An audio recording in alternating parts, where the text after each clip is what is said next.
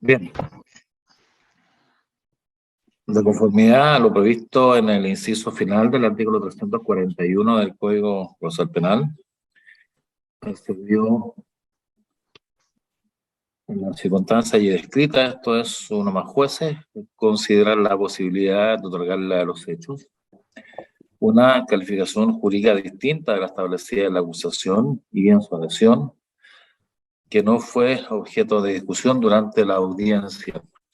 A dicho efecto, se debe reabrir debate para permitir a las partes debatir sobre ella.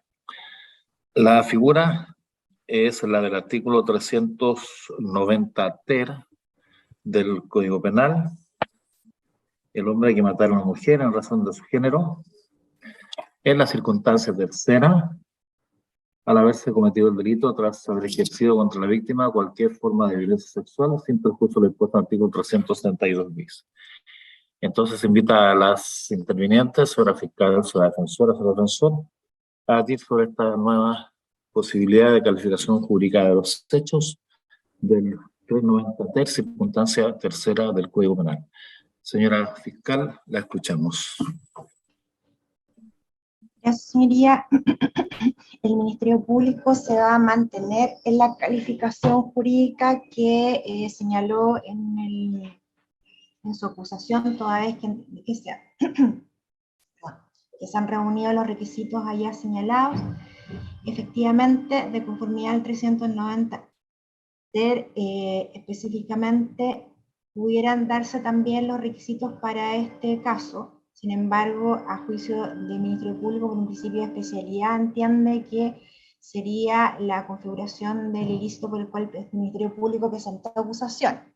Sin embargo, si el tribunal estimare para estos efectos de que se dan los presupuestos señalados en el artículo 390 ter, número 3, el Ministerio Público incluso solicitaría igualmente la pena, en este caso, de presidio perpetuo, en este caso calificado. Porque tampoco distingue simple calificado y en este caso presidio perpetuo. ¿Tienen silencio, magistrado? Bien, gracias. Escuchamos a la querellante. Magistrado, en los mismos términos, el Ministerio Público, esta parte solicita, va a mantener la pretensión que se condena al acusado por el delito del artículo 372 bis, considerando que la especie concurren efectivamente los supuestos de dicho delito de femicidio, de violación con femicidio, y si su señoría estima que efectivamente estamos en la práctica frente a la hipótesis del artículo 390 ter, número 3, efectivamente solicitar la pena ya solicitada por el Ministerio Público y de todos modos la de presidio perpetuo calificado. Bien, muchas gracias. Señor defensor, le damos la palabra. Gracias, su señoría. Magistrado, nosotros entendemos que en ausencia de prueba científica que avale la existencia de una violación y que descarta entonces la aplicación del tipo del artículo 372 bis, efectivamente puede estudiarse la posibilidad de que concurran en la especie los presupuestos del artículo 390 ter, circunstancia tercera. Sin embargo, nosotros entendemos que tampoco existe una forma cualquiera de violencia sexual en este caso.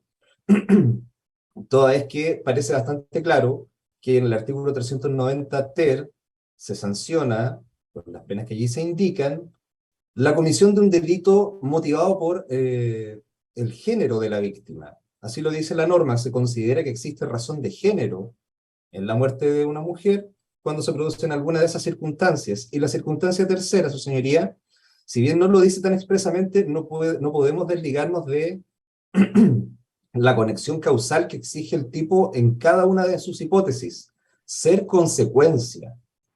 El homicidio es consecuencia de que la víctima, por ejemplo, haya desarrollado algún oficio de carácter sexual. Es decir, por ejemplo, en la circunstancia segunda, no bastaría que la víctima sea una persona que ejerza un oficio de carácter sexual para que al darle muerte se entienda necesariamente que por el hecho de haberse dedicado a ello se debe aplicar ese tipo. No, debe ser una consecuencia, es decir, debe existir un vínculo causal único e inequívoco. Entonces, ¿cuál sería la forma de violencia sexual que habría ejercido mi representado en contra de la víctima y que habría constituido el móvil de esa violencia sexual y de el homicidio. Ninguna, su señoría. De hecho, la única forma de violencia sexual que podría la Fiscalía y la querellante levantar respecto de mi representado sería este desgarro vaginal que necesariamente debemos recordar una vez más como lo explicó el doctor Restrepo, y señaló que ese tipo de desgarro suele suceder y es relativamente común durante un coito vigoroso. De manera entonces que esa sola circunstancia, esa lesión en la zona genital interior de la víctima, no es suficiente para estimar que constituye un acto de violencia sexual dirigido por mi representado en contra de doña Rosa Muñoz, y como para entender concurrentes los requisitos de este tipo penal. Eso es, señor. Bien, muchas gracias, señor defensor. Nos ponen una sala, por favor. ¿Dónde está? Ahí está.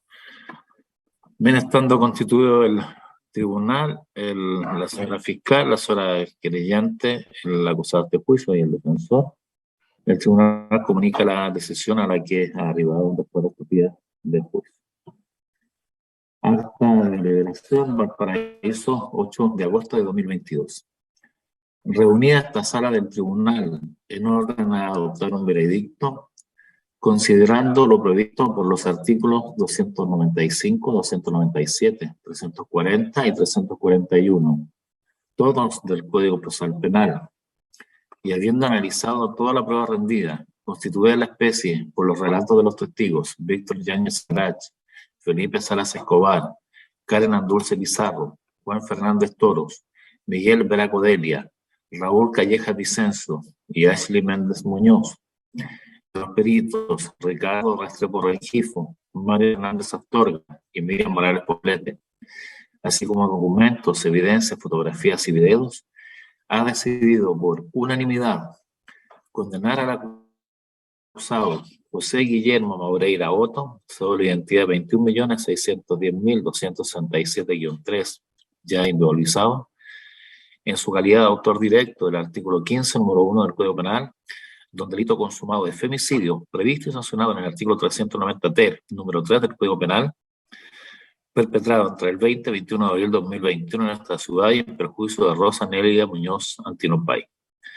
Así, se ha estimado probado que entre la noche del 20 y la madrugada del 21 de abril de 2021, y en circunstancias que Rosa Nelia Muñoz Antinopay, en situación de calle, se encontraba en el sector de la Plaza Echaurren de esta ciudad, José Guillermo Maureira Otto la abrazó de frente, levantó y cargó para trasladarla al pasaje La Matriz frente al número 273, lugar donde, junto con penetrarla vaginalmente, la golpeó violentamente y en reiteradas oportunidades, provocándole, entre otras, heridas contusas y traumáticas en la mucosa oral y avulsiones dentarias, para entonces dejarla abandonada allí, malherida y de cúbito abdominal, circunstancia que le ocasionó la muerte por una asfixia mecánica a consecuencia de la atroz conspiración masiva de sangre generada por la dilución de la sangre proveniente de las referidas agresiones.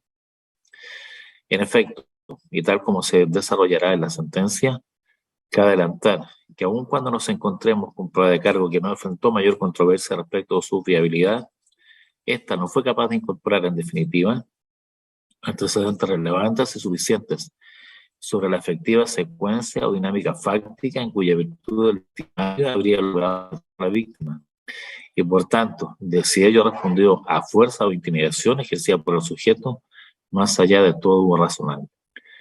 No obstante, siendo pacífico el hecho relativo a la conducta homicida, lo que salvaguarda la data del fallecimiento, este se ha estimado como constitutivo de un femicidio por género y no de un homicidio simple, por cuanto, si bien aquella precisa dinámica de la penetración mediante fuerza o intimidación no fue esclarecida, las agresiones mortales realizadas por el hechor no aparecieron ejecutadas en un escenario neutro y desligado de una relación sexual, sino en uno íntimamente ligado a una que, conforme con su génesis y ulteriores consecuencias, que necesariamente exceden de las directamente atribuibles a la conducta homicida. Se constituyó en tanto abusiva traumática y por ende propia de la violencia sexual recogida en el número 3 del artículo 390 ter del Código Penal, que de por sí se considera como razón de género, delimitada respecto a las incidencias típicas dispuestas por los artículos 361 número 1 y 372 bis del mismo código.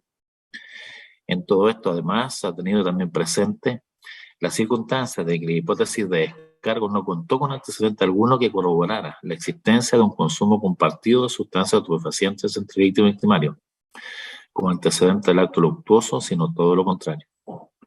Por último, cabe señalar que se dará aplicación a la agravante prevista por el artículo 12, número 12 del Código Penal, considerando tanto el particular estado que afectaba a la ciudad a la fecha de ocurrencia del hecho luctuoso como hecho público notorio, como el contexto ilustrado por la prueba videográfica rendida.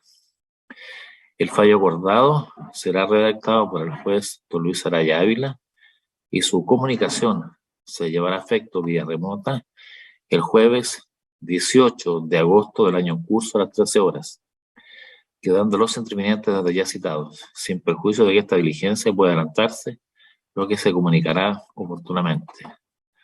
Rol único de causa 2100395561-0, rol interno del Tribunal 35-2022. Decisión pronunciada por esta sala del Tribunal de Juicio Oral Penal de Valparaíso, integrada por su magistrado titular Francisco Mosiguiriarte y Wilson González Díaz y por el magistrado destinado don Luis Araya. Habiéndose dado a conocer una decisión de condena, se invita a los intervinientes a la audiencia de estilo del artículo 343 del Código Procesal Penal. Señora fiscal, la escuchamos. Gracias, señoría. El Ministerio Público va a solicitar que se condene al imputado habiéndose acogido el agravante del artículo 12, número 12. El Ministerio Público va a solicitar que se condene al imputado a la pena de presidio perpetuo simple, toda vez que no concurren a juicio del Ministerio Público circunstancias atenuantes, solo una agravante, tomando en consideración la extensión del mal causado, y en definitiva el imputado, de acuerdo al extracto de filiación y antecedentes que incorporaré, no tiene irreprochable conducta anterior, de acuerdo al extracto de filiación y antecedentes. Un segundo.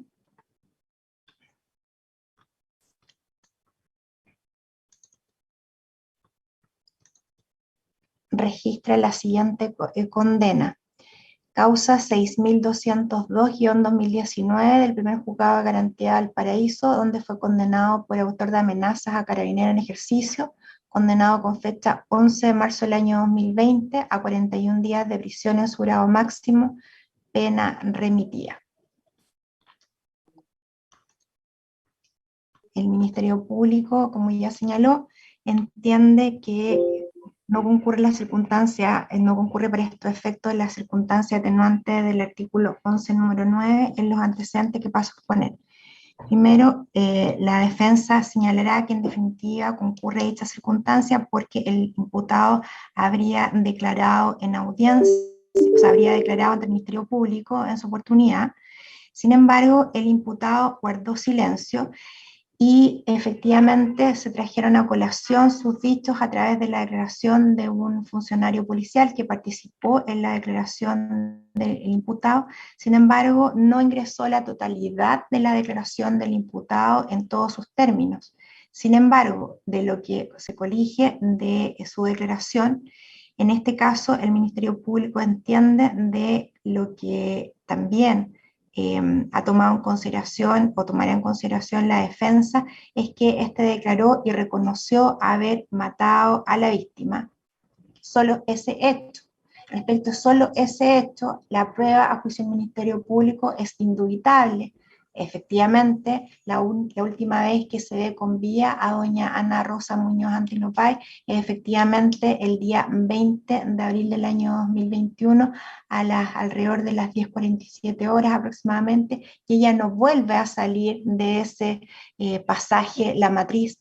Por lo tanto, tampoco pasa o ingresa otra persona a ese lugar y finalmente encuentran a la víctima fallecida. O sea, no cabe duda de la participación y de la autoría del imputado, que incluso si éste hubiese guardado silencio, de igual forma se hubiese acreditado, tomando en consideración dichas circunstancias.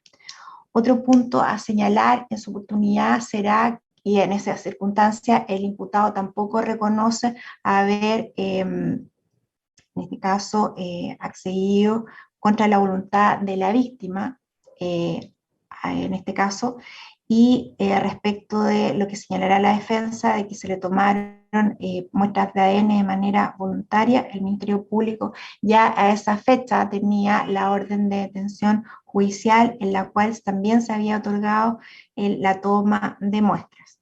En base a esas consideraciones, dicha circunstancia, a juicio del Ministerio Público, no reúne las características de ser una circunstancia atenuante de aquellas que efectivamente constituyen una colaboración sustancial en el esclarecimiento de los hechos.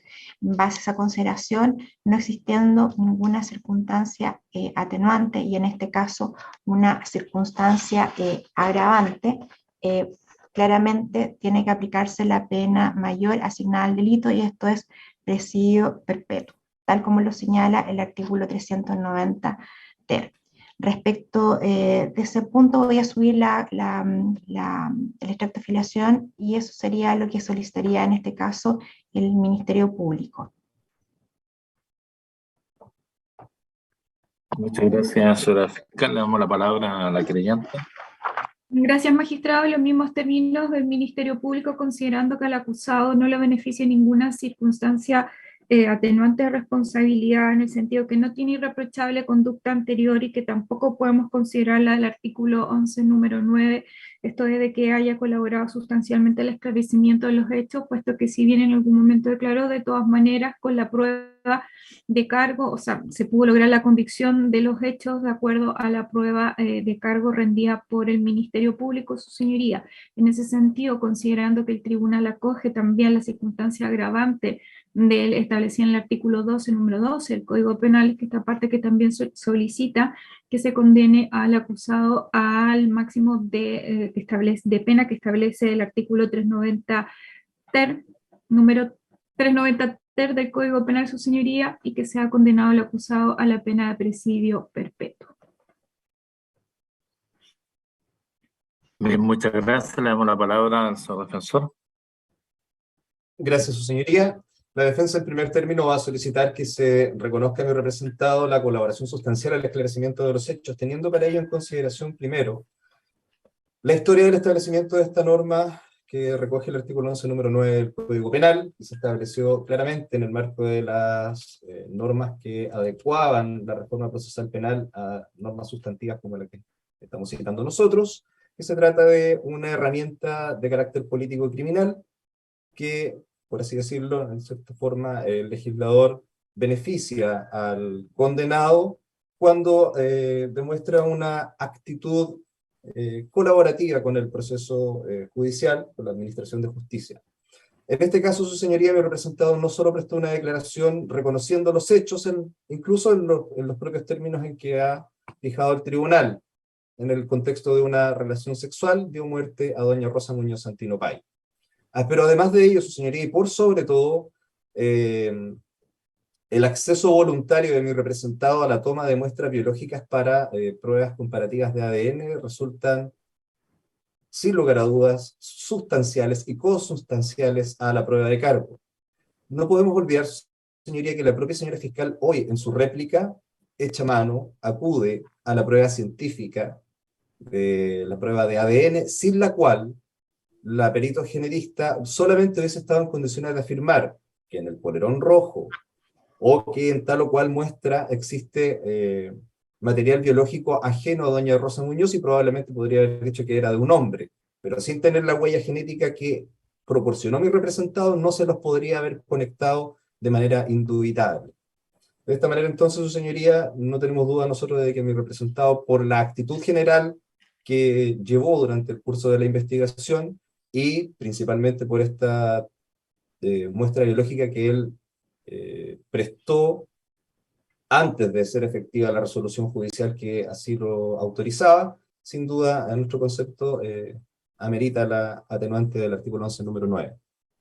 Y en cuanto a la determinación de la pena en concreto, su señoría, nosotros solicitamos que se aplique una pena de presidio menor en su grado, presidio mayor, perdón, en su grado máximo, considerando para ello no solo el carácter retributivo de la pena, que ciertamente ya fijarlo en el tramo que estamos señalando nosotros responde a una retribución, una pena que oscila entre 15 años y 1 día y 20, sino que además las necesidades de reinserción social específicas. Nuestro representado estudió, y vamos a incorporar nosotros un certificado de estudios, expedido por el Centro Penitenciario de Valparaíso. Nuestro representado estudió hasta el año 2014, época en que culminó el 2º año de enseñanza media. Y el año 2021, durante su reclusión, fue capaz de terminar los cursos de 3º y 4º de enseñanza media. Entonces, ese impulso de resocialización, que a nosotros nos parece evidente, pues de 7 años, ser capaz de cursar, sin estudios ciertamente, ser capaz de cursar exitosamente los 2 últimos cursos de la enseñanza media, nos da luces de una persona que no requiere una privación de libertad de carácter perpetuo, puesto que, insistimos, no solo la retribución, sino también las necesidades de prevención especial sobre la persona del imputado no pueden ser el único factor o móvil determinante de la imposición de una pena. La mera inocuización del delincuente no es una finalidad que pueda usarse para la pena en un derecho penal democrático, y en razón de ello, entonces, su señoría, solicitamos esta pena en concreto de presidio mayor en su grado máximo, la solicitamos en 15 años y 1 día, su señoría. Eso es todo. Bien, sobre las alegaciones de las partes, chavales, en esta audiencia del artículo 343 del Código Procesal Penal, luego de comunicar la decisión de condena, el tribunal se hace cargo en la respectiva sentencia. Muy bien, entonces quedan atentos a la fecha de lectura del día 18 de agosto.